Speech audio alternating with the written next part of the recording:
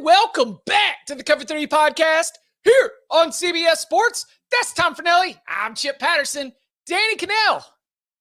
Coming later, Bud Elliott on assignment. Coming to you live at youtube.com/cover3 and everywhere you get your podcast on demand. Thanks for hanging out. Smash that subscribe, smash that like, and come and join us in the chat, a.k.a. the Cover 3 Tailgate, where even before we got started, Christopher was wondering, how late will Diva Danny be today? It's funny, Chip. Yeah. Did Florida State win on Saturday? They did not. Who'd they play? They played Miami. And Bud's off today, and Danny's mysteriously running late. Wow, it's crazy. Like the coincidences that happen when Florida State loses to Miami for whether they're now 1-7. Yep, 1-7. You got that right. It is the worst record for a Florida State team. Worst start, I guess. Start always seems weird when we're this deep into the season, but worst start since before Bobby Bowden came and led this program, on to national championships, relevance, and the time slot champions that they are now. Yes. That's what I was about to say. I mean, they did lose, but they haven't really lost yet. We need to see what the ratings were for that game on Saturday night to determine. I mean, Florida State could still be winning.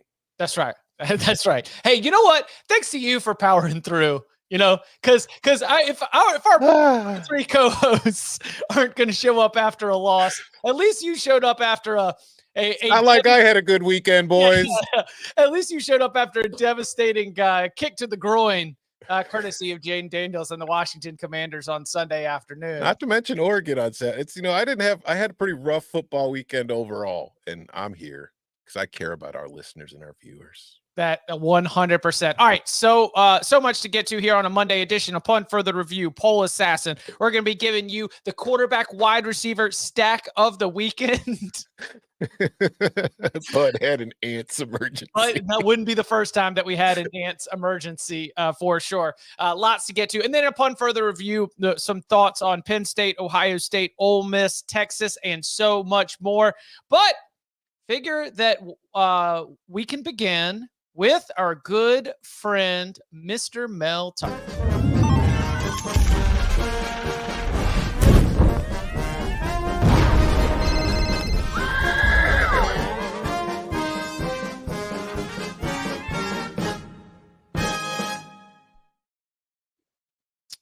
So we get more movement on the coaching carousel, and again, it comes from the American Athletic Conference and the Group of Five level, as Rice has fired Mike Bloomgren off to a 2-6 start to this season. The former Stanford assistant, I think, was given a long leash. Everyone understood what the project was with Rice to be able to get it into a place where they would be competitive. They got into a new conference, but the decision has been made now that the leash has been long enough. There has not been enough steps forward for Rice to want to go. So there's two questions for me. Number one, do you think that Mike Bloomgren was successful? Obviously he got fired, but I feel like we came around on Rice for pockets of time during his tenure where we said, Rice is playing some pretty good football right now. They exceeded our expectations, which were low. They surprised us at times, but the whole body of work is not great when you just lay it out on paper. Yeah, I think there was success, just not nearly enough of it, because the Rice program he took over was not in good shape. It's a very hard place to win. David Bailiff had a couple of good seasons there as well, but then the bottom kind of fell out. They bottomed out for a few years. Bloomgren comes in and they 2-11 his first year, 3-9 then the COVID year, but 4-8 and then 5-8. So it's like the win total was improving every single season. And they had gotten to bowls in back-to-back years, although that 2022 bowl game was because they were smart, not because they won 6 games. They were 5-7 and they got one of those empty spots because of the APR. But then they moved to the AAC last year. And they went 6-6 in the regular season. They went 4-4 in conference. And it was the first time he'd actually finished 500 in conference play. He couldn't do it in Conference USA. He gets to the new AAC, which is half Conference USA, and he goes 4-4. Then they lose the bowl game. So I think there were some expectations of taking another step this year. And the step clearly didn't come because they're 2-6. They're 1-3 in conference play. So I think you can argue that he has raised the floor of that program. Mm-hmm. But the ceiling is just not high enough from what they see at this point, where they feel like if they want to take that next step, I guess they think that they need to go somewhere else to find somebody capable of doing it. Because I mean, he has been there this is his 7th season. Right.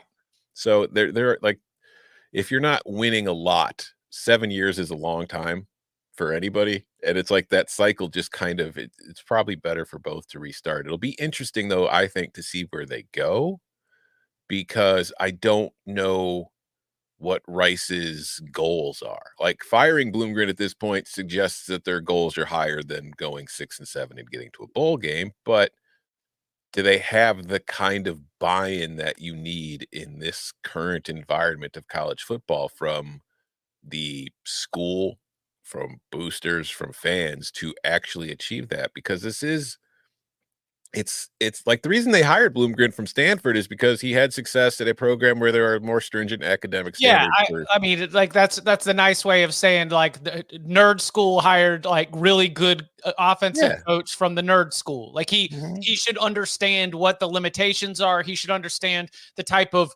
person that you have, the type of individual that you have to recruit and appeal to. Like, do you stay in that family? Because that was the thing that's interesting. You are geographically in the hotbed of football, right? You know, you are fighting the fights in terms of attention. You are fighting the fights in terms of just trying to get buy-in. Like, people's allegiances are spread lots of different ways. Do you try to stay? Do you try to go like full Texas on this? Do you try to stay with someone who is successful and a successful assistant from a power conference school like a Stanford, or maybe, you know, taking any one of the other, you know, more academically stringent schools that you've got at the power conference level? If we're going to play cover 3 consultants here, which again, we will undercut all of your favorite search firms. We will do it for less, I promise. Now, what's the recommendation for the types of candidates? Because I don't even, if you've got a name, I'll take it. But I think that I'm still at step 1 of which way do you want to approach this for the type of candidate that you need to be able to help your program? I don't know. I mean, you mentioned like they're in a hotbed area, right? It's Houston, football mad, everybody loves it. But they're also one of like a billion schools. Yeah, I think it cuts the other way. Yeah. I think that when all of the FBS schools are sitting on the sideline at a Texas football game, I think Rice is the biggest uphill battle, like across the board. I think when you're trying to like talk to these families, you know, they might already be big Texas fans, big Texas A&M fans, big Cowboys fans. The high school game is going to be the biggest thing that everybody's talking about all week. Like, generating that full community buy-in is tough. Yeah, because I mean, there are 4 power conferences right now, and there are 7 schools from Texas in them. And that's not even including like the G5 schools. So it's a situation where I think if you're Rice, obviously there's certain requirements that you have to meet for your players. I think you have to be like the developmental program. I don't think you can sit there and go and try to get a great recruiter from the Texas area, because a lot of the recruits in the area won't be able to get into Rice, nor is Rice going to be at the top of their chart of teams that they'd be interested in going to. And I also think that in the portal NIL era, if you don't have the money to compete, if you get a great recruiter, as soon as you go 4-8, the other schools are just going to take the recruit away. Like, they're going to be like, yeah, come here and play for us. So I think it's a very difficult situation, and you're going to need to find a special kind of unicorn of a football coach who can get the players in, who can develop them, and who can start winning games. And maybe Mike Bloomgren starts doing that if you give him another 5 years, but I also understand why Rice isn't willing to give him another 5 years. But in a way, I think you have to take the same approach you kind of just took. I mean, there were improvements. It's just there's not going to be a quick turnaround for this program. You might get lucky and have one really good year, but to get Rice to where a position where they're going to a bowl game year in and year out is not clearly it's not a 7-year project. It's longer. First of all, 2 things are happening right now in the tailgate, and I adore them both. Number 1, are angry fans trying to sell their coach off. Okay. I mean, we're talking, I'm catching a Mark Stoops. I'm catching a Mike Norvell. I'm catching a lot of coaches that fans are upset with right now, who they are trying to just pack a bag to head to Houston for. But also like David Shaw. You think David Shaw would be interested in No. that? Okay. I mean, I think this speaks like You Rice is. can't go from hiring David Shaw's assistant to hiring David Shaw. You can't sell that to the boosters. No, but I think that like this speaks to a wider problem that's going on in the sport for schools right now. We talked about Rice as a nerd school, right? And we say that lovingly. Lovingly. Who are the nerd schools that are doing well right now in this current environment? Vanderbilt. There's one. Okay. Who else? I don't know. I did just watch Vanderbilt, and that's the thing. Vanderbilt has an SEC cell. Like you can come play in the SEC. Right. I mean, Notre Dame. Stanford's not. Notre Dame's Notre Dame. Duke. And also, let's be real, Notre Dame relaxes things for certain people to get them in. Let's not pretend they don't. The same with Michigan. They can claim that they still hold them, but they have relaxed requirements if you meet a certain requirement on the football field. But it's Stanford, Duke. Northwestern. Like these teams are all struggling. Yeah. Well, I had some interest when he was still here in the Triangle. I had some interesting conversations with Mike Elko. I understand what the pitch. And like Dave Clawson a couple years ago too. Like so, I've heard the pitch, right?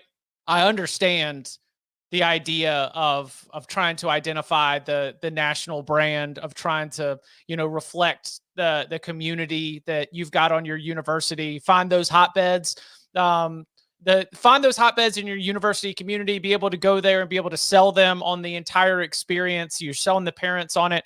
I totally get it from that perspective. I don't have that beat on Rice, but it's tough to do because I'm talking about two programs that are at the power conference level, not down there at the group of five level. Very different resources, very different sort of expectations. Speaking of expectations, I will say this.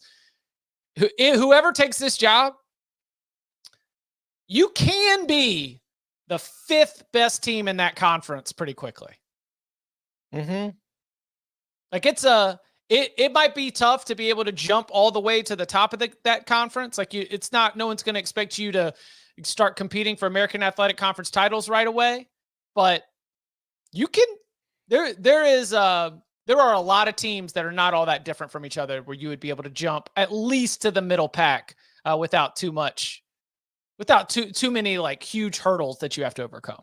For sure, but there's also like if you look at the rest of that league, Memphis, Charlotte, North Texas, ECU, South Florida, Tulsa, UTSA, FAU, UAB.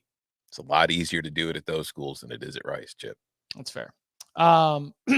Welcome in Danny Kanell. Oh. Yeah. All right. Fresh from the swim meet. I'm just telling you guys this now. The breaststroke needs to be banned in high school. I saw about 10 kids that couldn't make it 50 meters in the breaststroke. They almost drowned. This is supposed to be championship level swimming. Let's just ban the stroke. I've seen enough. I don't need to see any more. Championship level isn't championship level at Danny's local high school district. Damn it. They are not meeting his standards of excellence. I mean, the bar is not very high. Trust me. You guys saw the video. Anyway, did you guys talk about that kid was overcoming adversity in the pool? No, we were saving Polis until you got here. Great. Yeah, tailgate's locked and loaded. If you've got a candidate for Rice, we'll hear it. But I just went ahead and motored through that one. And we definitely didn't accuse you. Handle that. We definitely didn't accuse you and Bud of being weak and soft after not showing up for the show because Florida State lost to Miami. That didn't happen. Nope. So don't go back and listen. Nope. I would never. Bud is still not out of the woods. Like, I'm here. I'm a man. Like, I can take it. Bud, on the other hand, he's a little softer than I am. All right. Coming up on the other side, we will look at the updated AP poll. We've got some thoughts on the way these teams are stacking up against each other in the eyes of the voters. All that and upon further review. Next.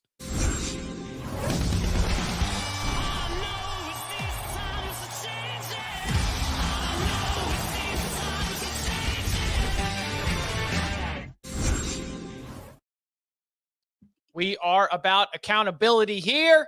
That's why we like to spend some time on Mondays taking a look at the new AP Top 25 in Poll Assassin.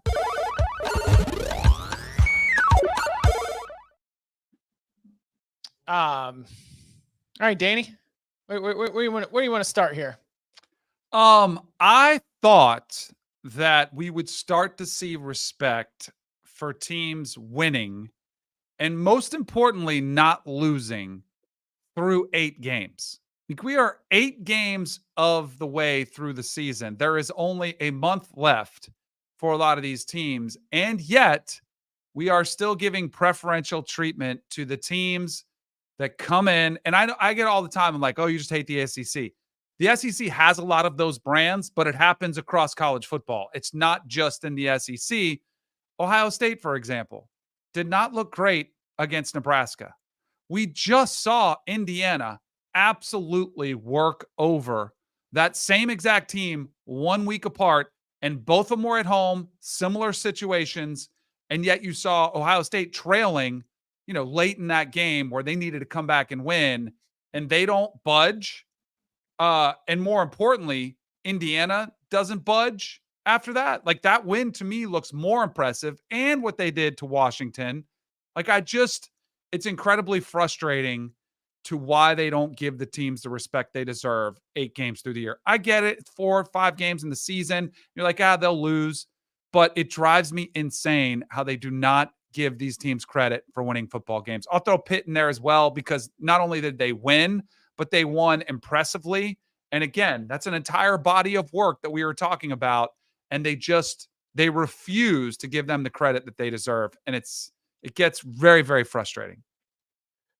We talked about it Saturday night, Chip. Like, I don't understand why voters are so allergic to rewarding, like Danny's saying, to rewarding teams for these starts. Because what's the worst thing that happens? They lose a game and then you move them down the next week.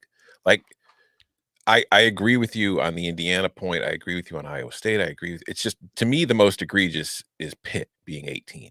Pitt's 7-0. It's won 5 games against Power 4 teams. The 5 teams that it's beaten, they're not great, but I think West Virginia's 4-4. None of them have a losing record overall. So Pitt's beaten 5 Power 4 teams who are all 500 or better, and they can't get higher than 18th. They are behind LSU, who is 6-2. They're behind Boise State, who's 6-1, Alabama, who's 6-2. Like, you don't have to put them at number 3. You don't have to put them at number 5. But you can't put that team closer to the top 10 or in the top 10 ahead of a team like Tennessee, who hasn't really looked good in a month, ahead of Notre Dame, who looked great on Saturday, but still also has that Northern Illinois loss on its resume. It's nonsensical. It's silly. It's lazy. They're lazy. The voters are lazy. And I said it every week. They just sit there, and I get it. You got other stuff to do. You just move teams up and down based on where they were last week and what you saw they did on the scoreboard when you go check your, the box scores or whatever. But it's annoying. I wonder if it's the laziness or they think it's predictive and they don't want to be wrong, or you know what I mean? Like, because I do think that because there's a lot of confusion between power rankings, which a lot of people do, and there's a place for that. And then there's rankings, which serve a huge purpose because they do impact who's going to play for our championship. And I know the AP doesn't count and it's the college football selection committee, but this is what drives me nuts. The selection committee sees these. They pay attention to these. It's not like they can be immune from seeing these rankings. And not to mention, when they tune in to watch as a casual, which they do, they see those rankings in front. So it does benefit the teams with the brands when they are playing a top 10 opponent or a top 15 opponent, when in reality, I don't think those teams should be there. And yet they get the benefit of the doubt. So again, I feel like I'm just beating a dead horse. The teams that don't have the brand recognition or come in with high expectations to start the season have to win twice as much, it feels like, to get the respect they deserve. Do you think it is that power rankings mindset that sort of some voters for sure, yeah, skews this? Because then they're like, all right, who would win on a neutral field? And I know the thing that's really, really I would say my number one gripe with the college football playoff is the insistence on that, like, best team, because you're really like being real dangerous about starting to flirt towards that. Like, all right, well then who would win on a neutral field? It's ego. Yeah. People would rather rank teams based on what they think will happen rather than what has happened because of their ego. Which, if all of us, I think we can agree on this, because as somebody who didn't want the expansion, you thought it would diminish the regular season. If we're going to do polls this way and rankings this way, then why even play at any games? If you're just going to say, who do we think the best teams are? But you're right, Chip. Saban already said last week that he thought we should use power rankings to select the teams, which is basically diminishing everything you do in the season. That's why, again, it's very confusing and people have a hard time, understanding the difference. Like when I was doing my ranking, I do my top 12 on Sunday, and mine is strictly based on what have you done. That's why I think I'm going to start calling it like if the season ended today, because then I had people pointing out Tennessee's schedule, and I'm like, well, their schedule hasn't been that tough. And they're like, well, moving forward, it's one of the strongest schedules in the country. I'm like, well, good. Then go win them, and guess what'll happen? Yeah. You'll start to rise, and those other teams, they'll probably lose, and you'll end up in the end where you need to be. But it's incredibly frustrating. It's confusing. And there's no, and what you asked, Chip, I don't know what all these voters think goes into their mind, but I'm trying to give them an out for how they could have, again, Miami, another one who came in with high expectations, historical brand. They haven't beaten a top 25 team. And if you compare them to Indiana, Indiana has been way more dominant against a similar schedule than Miami has been against theirs. And yet they're how many spots apart? It's just, they should be in the same tier, right next to each other. Same with BYU. Hey, you know where they are? At the CBS Sports 134. Let me give you some notable placements of those teams that you're discussing, because in the CBS Sports 134, which updated on Monday at cbssports.com, ballots from a pretty decent collection of CBS Sports and 24/7 Sports experts. That would be Indiana at number 7. That would be Iowa State at number 8. And that would be BYU at number 9. That would be Pitt 14. Okay.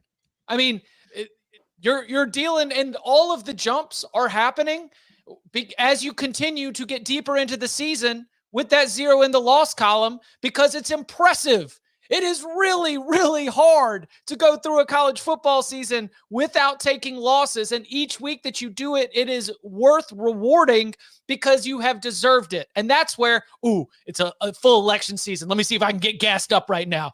It is a dangerous thing for this sport if we do not reward what is deserved. And when we go too much to best and we don't focus on most deserving, then we make it so that the games are absolutely meaningless.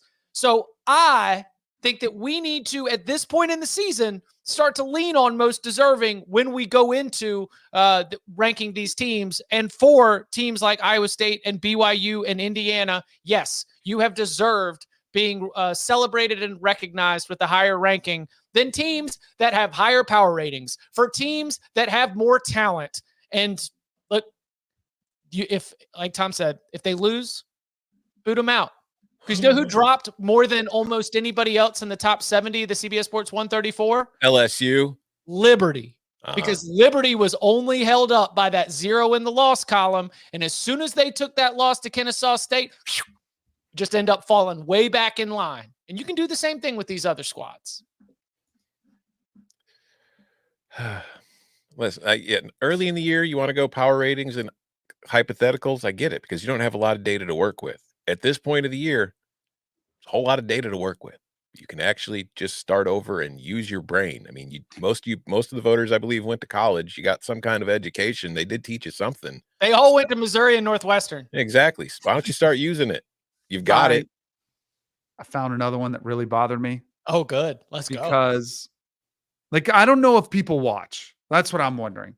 Because Notre Dame, you're telling me they leapfrogged BYU? So they moved up 4 spots. BYU only missed up 2. So they, after watching a game where Navy turned it over 6 times, they basically handed the game to Notre Dame on a silver platter and said, here, beat us, put up 50 on us. That was not, and to Notre Dame's credit, they did. But BYU on the road was in complete command of that game and gave up 2 touchdowns in the fourth quarter that were kind of garbage time. So maybe they look at the score and they're like, maybe they weren't as dominant, but that was as dominant as what Notre Dame did against Navy. And I get the Navy's a top 25 team, but I think if you were listened here, we all would have watched and said, well, I think Notre Dame's going to have a pretty good physical advantage. And by the way, we just completely forgot about and lost to Northern Illinois, something that BYU did not do at any time this season. And furthermore, like they're not ranked. So but if you look at the also receiving votes, and they are ranked actually in the coaches poll, Memphis is at 25.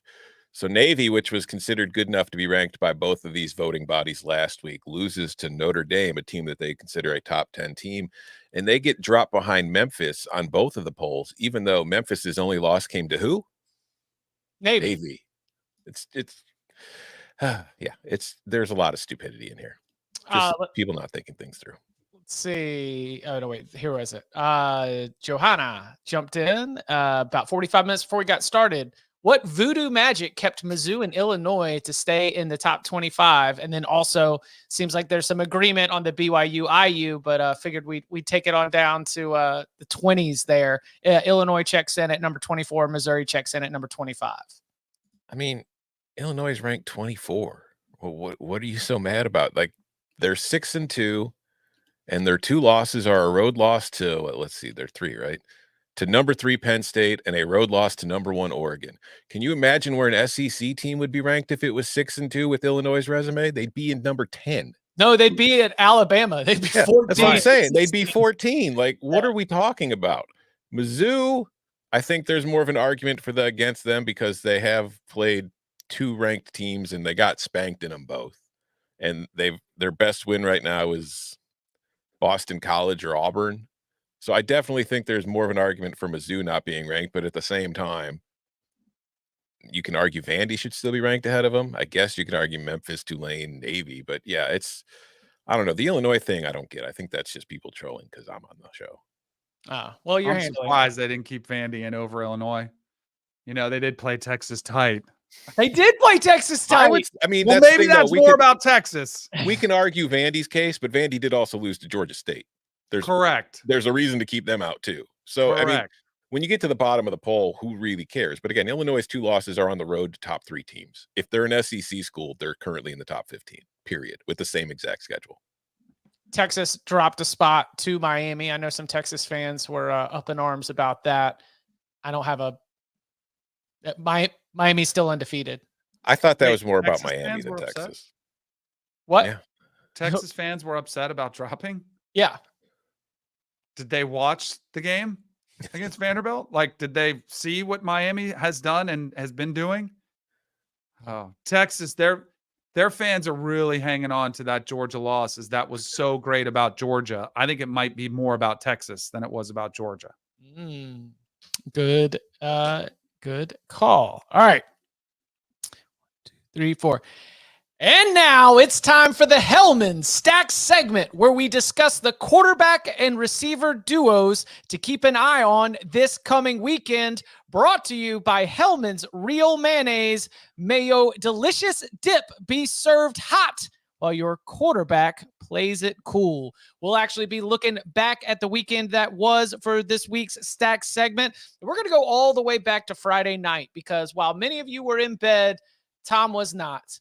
Tom was dialed into the biggest event in Los Angeles. USC getting off the mat with a 42-20 win against Rutgers, 4-4 now overall. And in that game, it was a good performance for quarterback Miller Moss. He finished with 308 yards, and a lot of them, 134 to be specific, were to Makai Lemon on 4 different grabs and a touchdown. Bonus points for this Hellman Stack segment handed to Makai Lemon, who also had an 80-yard kick return in the first quarter that set up a touchdown as well. Tom, what do we see out of Miller Moss and Makai Lemon that made it so special? I just think that it was a very good get back game for USC in that offense that they really needed. I felt like against the Rutgers defense that has been a little bit banged up in recent weeks, they showed no mercy, which is exactly what you need to be doing in that spot. Miller Moss looked great. Makai Lemon was just a big play. Now, he also had a huge return on a kickoff. So they were just, they were 2 playmakers making plays, working together to win the game. And this has been the Hellman's Stacks segment, brought to you by Hellman's Real Mayonnaise. Just like these quarterback and wide receiver duos, tailgate snacking and Hellman's mayonnaise make the perfect combo, bringing out the rich and creamy taste to all your game day dishes. So give it a try, and mayo game day be delicious with Hellman's Real Mayonnaise. Shop at your local Walmart, Kroger, or grocery store and add some extra deliciousness to your game day dishes this football season. Now that we've celebrated USC, I think that they also are a good representative of back what we were talking about, the like power ratings, power rankings, like rankings and deserved or whatever you want to call it, because USC is 4-4 overall, but their power rating is still top 20. They should be ranked. Like Florida's 4-3 overall. In the power ratings, they're like top 30. They should be ranked. Put them in the playoff. They should be in the. I mean, I think they deserve a chance. Like, if you look at Florida and USC, what they have shown on the field in the power ratings proves that they deserve a chance to compete against the best, because we've seen them lose to the best. So therefore, they should get another chance to do so. Maybe that's what we need to do. We need to, if we're going to go all the way with this, the playoff needs losers too. The designated losers. I mean, then let's expand this thing to 24 teams. That way we can get 23 losers in there. There we go. Yes. We need some teams that we need the most deserving and the designated losers. In fact, I think if you win 6 games, you should become playoff eligible. That's the way we should do it from now on. Have like a 90-team college football playoff, and just that way we can finally determine which one of these teams is good. Coming up on the other side, we like to go under the hood on Mondays with more notes coming out of the weekend. It's Upon Further Review. Next. CBS Sports HQ, giving you college football coverage unlike anyone else. We're talking Big Ten. Pre- and post-game coverage. Are you encouraged with the way that this team responded? Along with breaking news. A lot of movement in the rankings this week. Highlights and expert analysis. That streak could be in jeopardy here. Sure. What was your main takeaway from this game? How impressive was his domination? That really changed the football game. Let's go ahead and have some more fun. Another wild ending. The chaos continues. Turn to CBS Sports HQ. Back here on the Cover 3 podcast on Mondays. One last chance to look back at the weekend that was before we turn our attention ahead to week 10. We call it Upon Further Review. There were terrible calls. Do we want to go ahead and jump in? After further review. After further review. After further review. All right. Danny, where would you like to begin? Let's pick it up on that conversation we just had, because I had Texas circled as a team I wanted to go a little bit deeper in after watching them against Vanderbilt in the pregame show, which if you're not watching, you need to be, 9 a.m. to noon on CBS Sports HQ. I said, and this was just kind of spitballing, but I said, I'm putting Texas on fraud alert. Wasn't calling them a fraud. But when you watch the way things unfold, they had largely played a very weak schedule, albeit some of those were big brands. But as we know now, Michigan, not that good of a team. Oklahoma, not that good of a team. And both of them has had quarterback issues. Like, both of those programs are very similar. And Texas did exactly what they needed to do. And then against Georgia, they got absolutely mollywopped. Like, they just got pushed around, shoved around. The defense completely overwhelmed Texas, which was a team that we thought had the best offensive line in the country. And I thought Quinn Ewers was one of the best quarterbacks in the country. So that was the mindset going into the game against Vanderbilt, which I was like, this is a good test for them. If they're really as good as I think they are, they should go in and pose their will, which, other teams have. And I know Vanderbilt is a great story, and it's our guy Barton, and they've been a great story. Like, it is what it is. But they also, have faced teams that were able to beat them.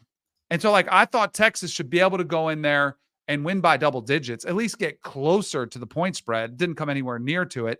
Quinn Ewers throws a couple more picks.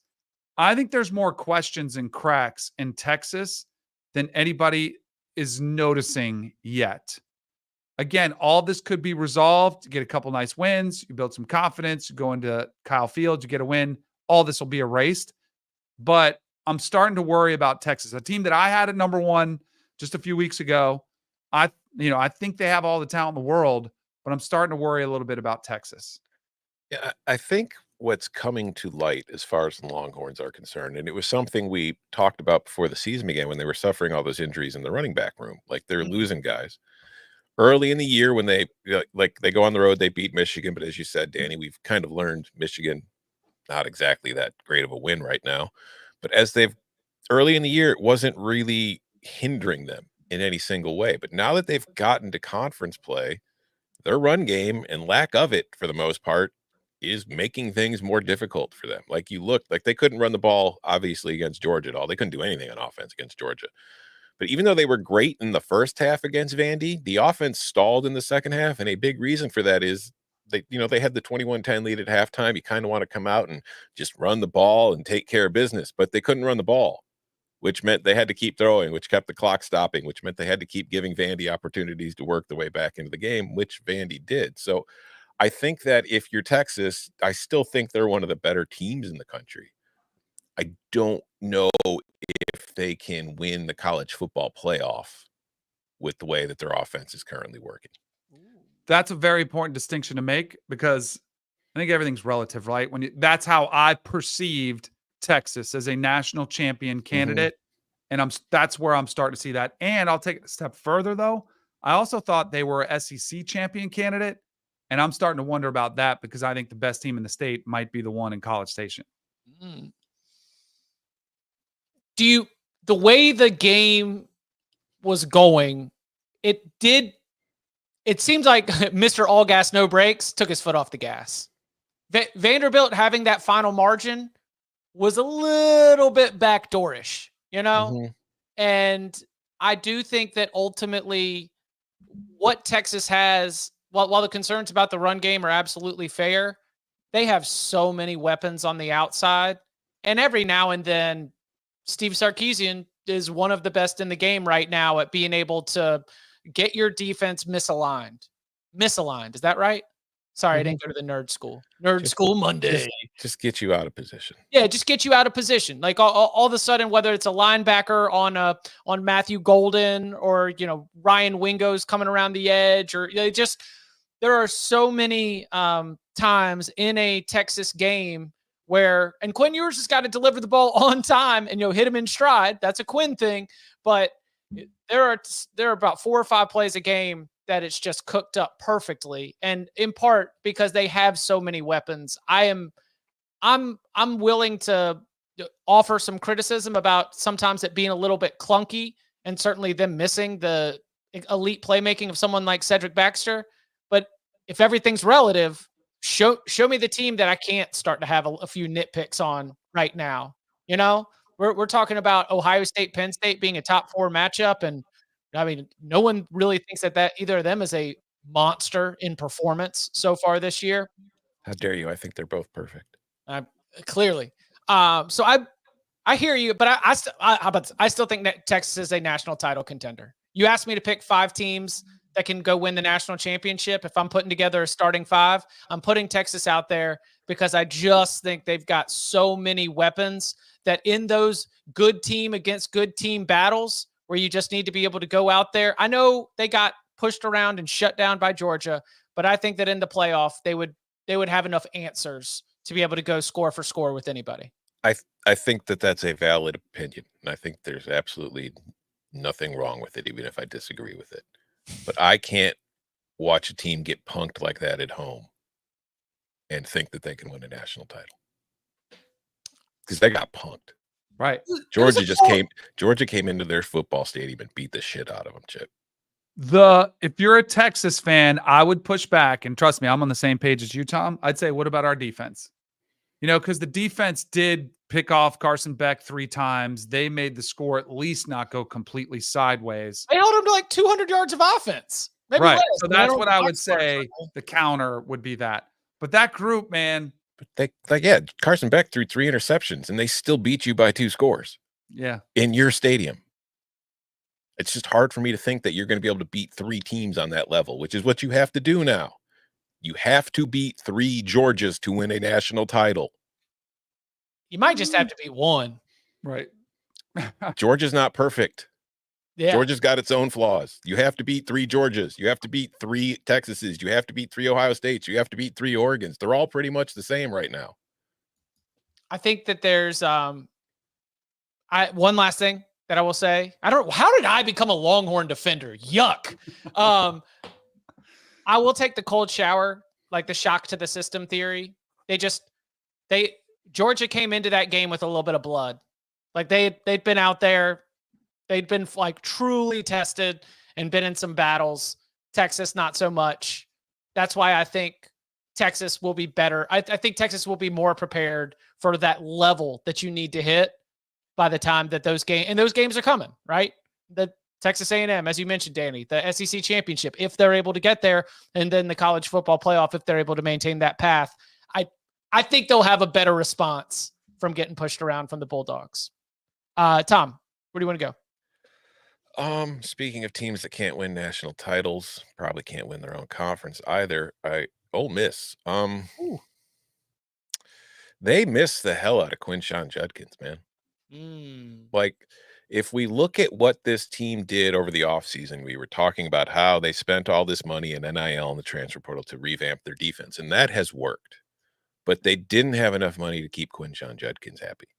So Quinshon Judkins leaves, and you look at Ole Miss's offense right now, like they won. Cool. But their offense isn't good. It is not playing well. And you look at what Lane Kiffin's teams have been throughout history, and it's like you think of offense. But if you look at their splits between conference play and non-conference play, they are dropping off drastically across the board. The biggest ones, I think they just kind of summarize the whole thing. Points per drive in non-conference, 4.23. Points per drive in conference, 1.92. Success rate, non-con, 59%. In-con, 40.7%. And obviously last year there was a drop-off too, because you go from non-conference to SEC and your offense isn't going to play as well, but they weren't like drastic. It was pretty much the same across the board.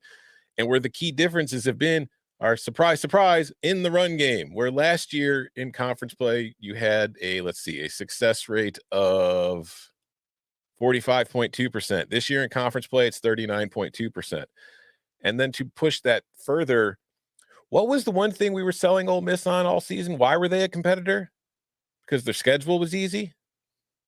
They've got, as far as the SEC is concerned, they've got the easiest SEC schedule available to you. Then why can't you score points against that SEC schedule? Don't come at me talking about how you're playing great defense, is because 3 months ago you were telling me all these teams stunk. So what is it? You can't run the football. Jackson Dart can't just drop back 1,000 times and throw it all over the place. Obviously, Trey Harris was hurt this week. That impacted things, but it's been a common theme in every SEC game that they have played. And it's why I just don't see a path for them to the playoff at this point.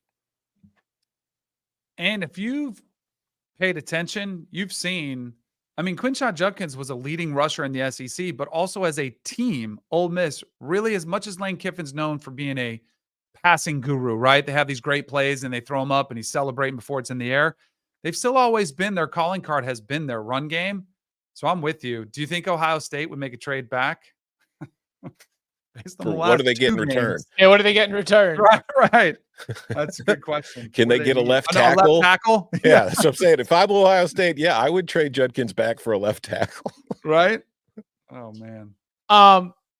There was them missing Trey Harris also kind of reflects on this coaching, because there were 2 possessions. I think so. There were 2, because one of them ended up, I think, with the JJ Pegues. They brought in the big fella, let him punch in a touchdown.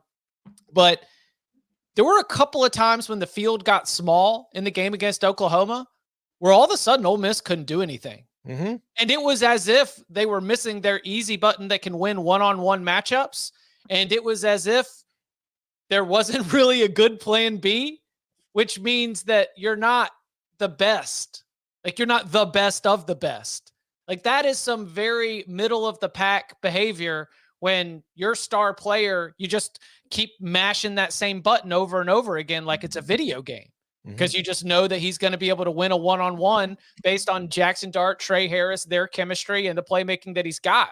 When you don't really have a counter, I think that reflects poorly on the sideline and the booth upstairs. I think to a degree, but I think Danny could speak to this more better than either of us. Like a lot of quarterbacks can make plays, in the middle of the football field. Once you get into the red zone, it's a lot more difficult, and a lot of quarterbacks can't make a lot of those plays. So it's like no matter what you call, most of them, especially at the college level, there aren't a lot of elite quarterbacks out there. It's difficult to make those throws. The windows get tighter. Everything shrinks down, which makes it much more challenging in the red zone, to your point. 100% agree. All right, Danny, you had another. What else did you say? I had a second one. It was very similar to Texas, where Ohio State, I am concerned about, like growing concerns as far as where do they stand for their goals. Again, relative to what the expectation was coming into the season, super team, $20 million roster. And what's crazy about it is that I thought Will Howard was going to be the question mark. I think he's been the answer. It's the supporting cast, which I think comes from the backfield, and both those backs were both held under 30 yards rushing, Travion Henderson and Quinshon Judkins. It comes to the offensive line, which I get it is a large part due to injuries. Losing 2 left tackles is not easy, but as a Notre Dame fan would point out, hey, we did too. We're winning, albeit versus an easier schedule. But I'm starting to look at Ohio State and being more concerned about the game against Penn State this weekend than I thought I would have been a month ago. When they're putting up massive numbers, they're dominating everybody. I'm starting to grow a little bit more concerned about Ohio State, seeing them as a much more beatable team than maybe we all thought.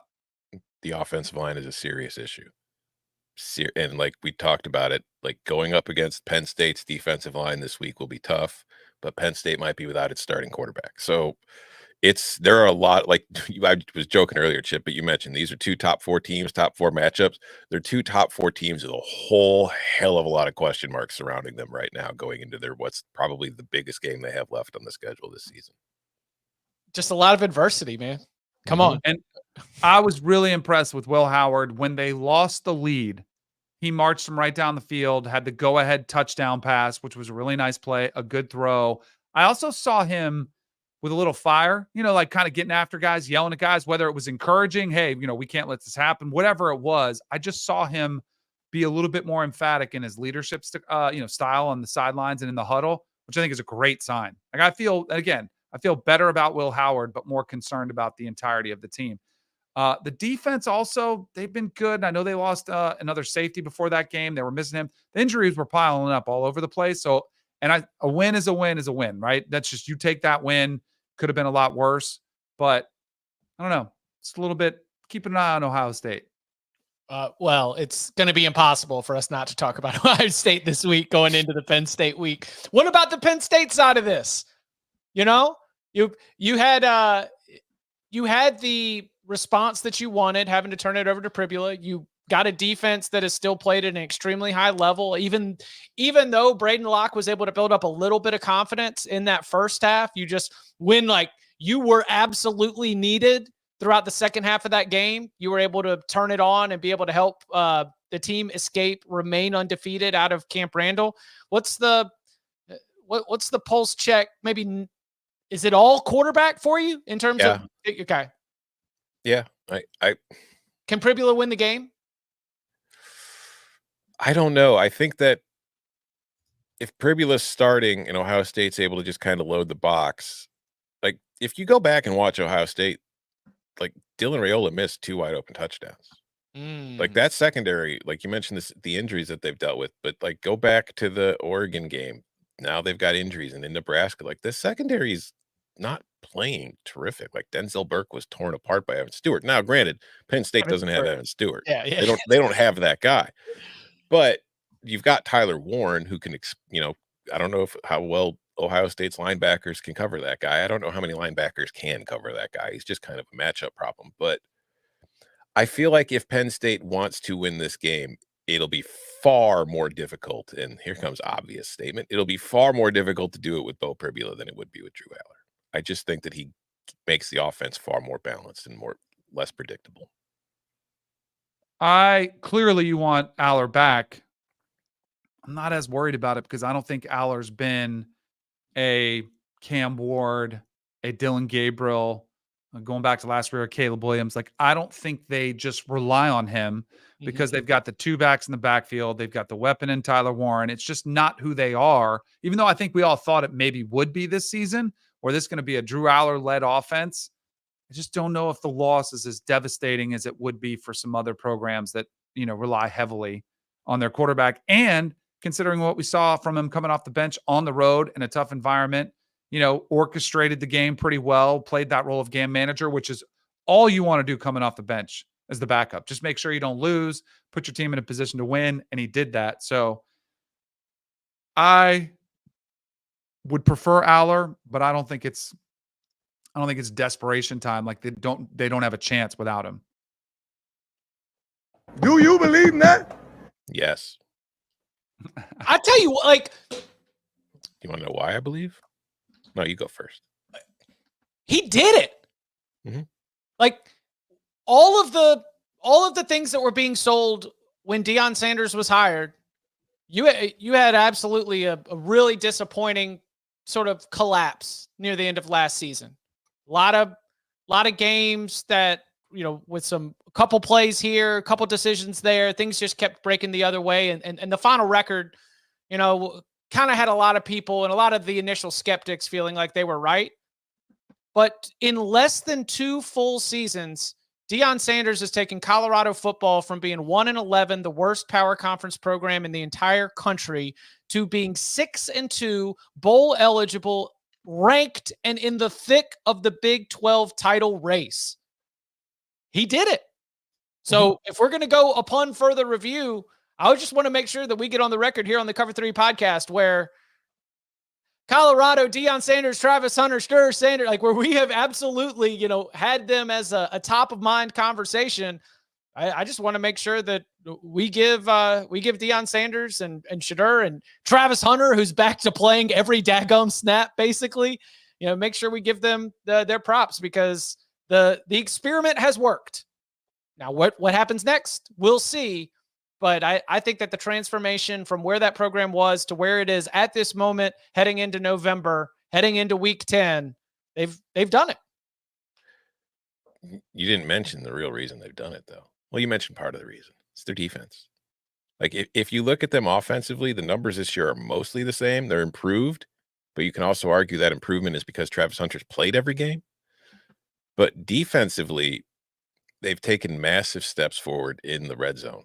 Like, if you look at their overall numbers, they're still giving up the same explosive play rate for the most part.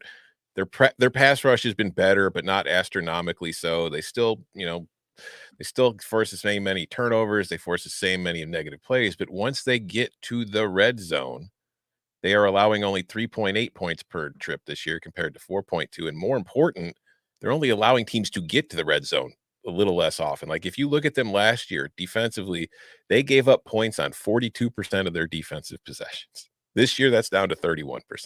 That's a huge drop off. And a big reason for that is if the turnovers are the same and everything else is the same, it just means you're doing a good job in the red zone and keeping teams out of the end zone. So, like, to me, that has been the biggest improvement because, like, talent-wise, they have Travis Hunter. They have other good players, but they are still not on that side of the ball what I would call rich in talent overall compared to a lot of teams, although in the Big 12, it's comparable and they're probably above average. So it's just schematically, I think that they've kind of made some improvements to what they're doing in that area, and it's allowing them not be in a shootout every damn week where they're not having to win 51-48. Like, their offense is one of the best in the league, and when they're taking leads, their defense is allowing them to hold on to those leads, which makes it far more easy to play offense when you're not chasing points every time you have the damn ball. I see a lot of these tweets because I'm tagged on them where Joel Klatt's like, where are the haters now? And then I see a hand waving at me and somebody tags me on it. I was captain hater last year. They were the most overhyped, overrated team we've seen in the last 50 years of college football last year. This year, it's a completely different story. And I think we've been pretty fair to them. Like, I came in this season saying, I don't know.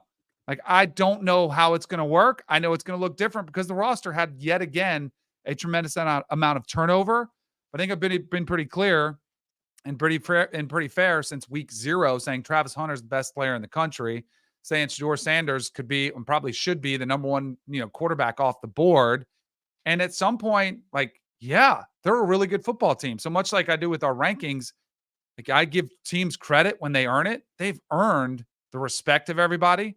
I think Deion has shown that he's a real coach. It's not just a smoke and mirrors. It's all about the image and the braggadociousness and just, having all the smack talk. They back it up, which is awesome. I didn't know if he would be able to do it. I'll be the first one to say I questioned it, but I think this year they've proven it over and over. So I think it's an awesome story. Now, I would slow it down a little bit when you say coach of the year, slam dunk, because there are some other coaches that have done in slightly better jobs considering what they took over or where they are now in their program. So I would say Deion's done a phenomenal job and he's given them exactly what they deserved. And it's awesome. But some of it again, but this is what happens with Colorado, that it gets ratcheted up because people get excited about it. And they're like, put him in the playoffs or Deion coach of the year. The only thing I would be willing to sign off on is either one of Shedeur Sanders or Travis Hunter being a Heisman candidate, because I think either one of them could win it. Yeah, and also, like, I see people in the comments talking about they haven't played anybody. Well, we're not arguing they're the best team in the country. We're not arguing that they're going to win a national title. They're a good football team. They're a good football team, man. Like, yeah, they lost to Nebraska, they lost to Kansas State, but they're beating the bad teams, which is what good football teams do. And if you look at the rest of their schedule, Texas Tech, Utah, Kansas State, Oklahoma State, they can win all 4 of those games. They might be 10-2 at the end of the year. Yep.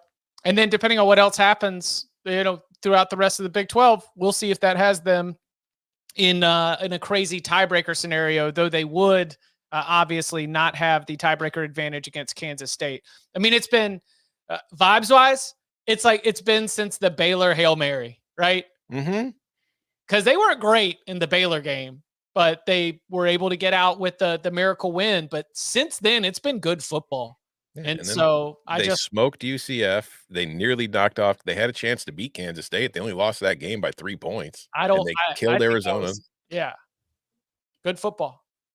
Been playing some good football across the board. So props to it was late night. Obviously, it was going on as we were still on here in the instant reaction show. So I still wanted to make sure that we gave Coach Prime and the Buffs their flowers.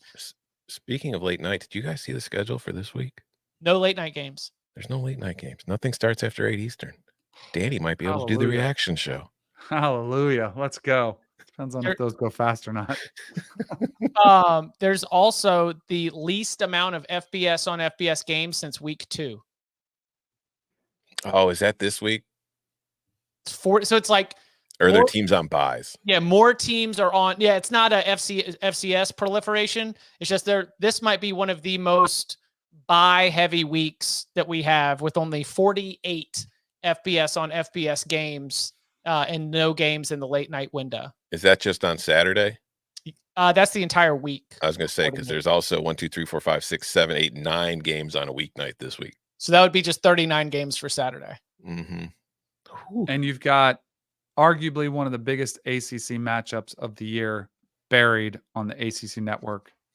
That's because of the time slot champs. Is it because Florida State's on Big ESPN? I don't know, but SMU plays Pitt. That's a big game. Clemson and Louisville's on ESPN. Okay, Clemson, Louisville. That's fair. That's fair. Get A&M South Carolina off there. Put them on SEC Network and put Pitt SMU where they belong in prime time on ABC. You wonder why they fight this battle, trying to overcome the perception of the league. No one sees them. All right. Anything else upon further review?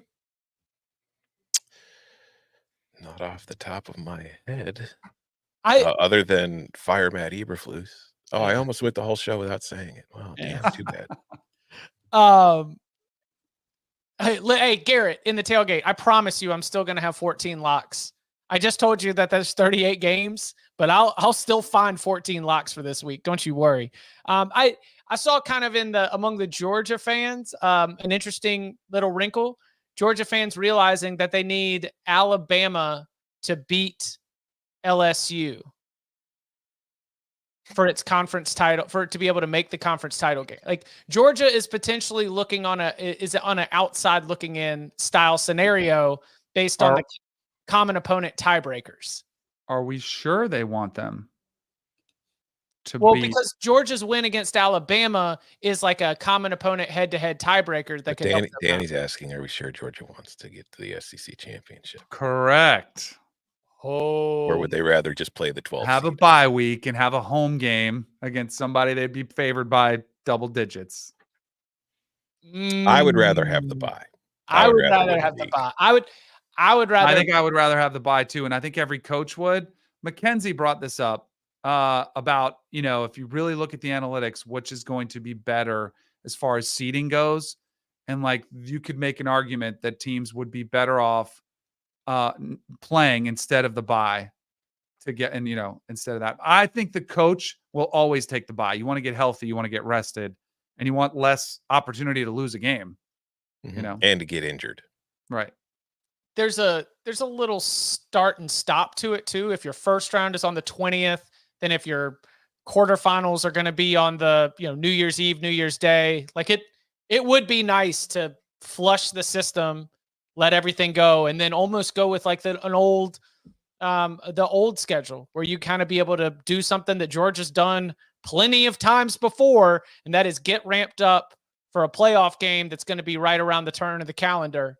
Georgia's won a lot of those. So Kirby's got the book for exactly how they want to time everything. And it's going to be interesting for those first round teams, how you get ramped up and try to recover. You'll have the holiday, then you got to get ramped up again.